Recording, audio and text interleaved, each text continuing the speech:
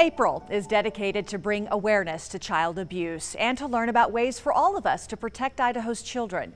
Our Tammy Tremblay talked with Dr. Dennis Woody at Optum Idaho about what we need to know when it comes to child abuse prevention. Blue pinwheels spinning in the wind.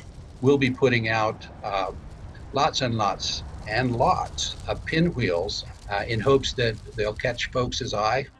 This is in front of Optum Idaho on Broadway and Front in Boise. You can find these pinwheels across the community right now for National Child Abuse Prevention Month. It's really more or less a reminder for folks who might see them that this is something that's happening in our communities all the time. Dr. Dennis Woody is a senior clinical program consultant for Optum Idaho.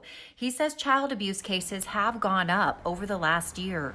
I think the pressures that the pandemic and the lockdowns and associated isolation have put on families has really made the situation worse in the sense that some of the underlying issues associated with child abuse are very clearly related to a sense of connectedness in your social group and your feelings of being supported as a parent.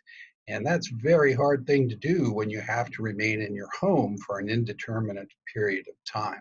He says maintaining a good support system is crucial for caregivers because, of course, kids don't come with an instruction manual. And so consequently, we tend to do a lot better when we're confident and we're willing to reach out to others for information or help with things that we don't know about. So tell us what child abuse can be, because it doesn't just have to be physical abuse. Oh, that's true.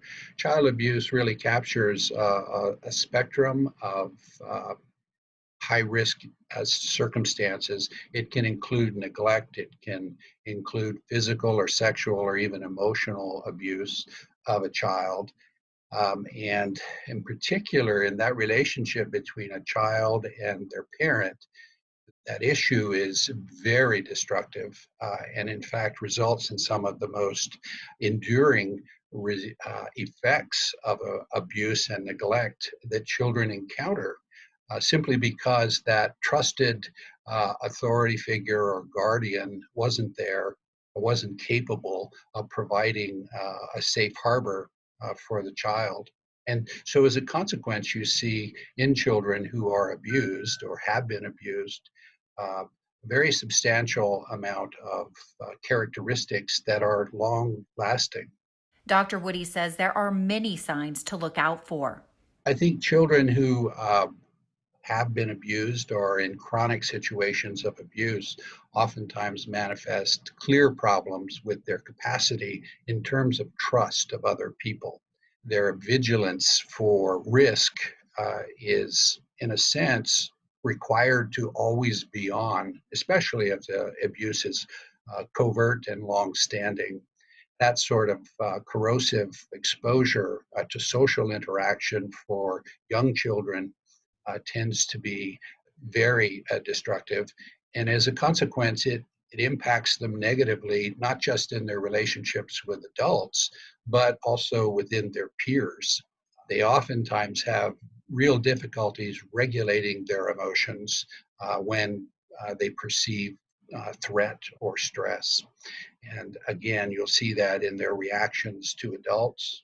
You can see it also in their reactions to their siblings or their peers. He says there's also a real loss of self-worth. So, what can you do if you discover child abuse?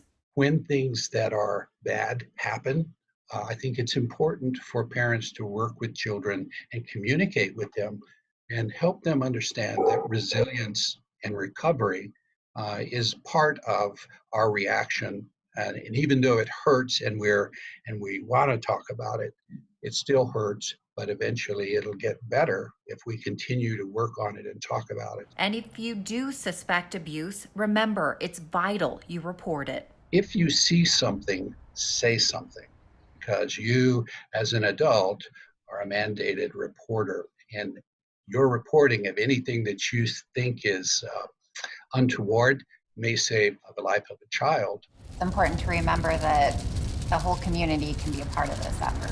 Very true.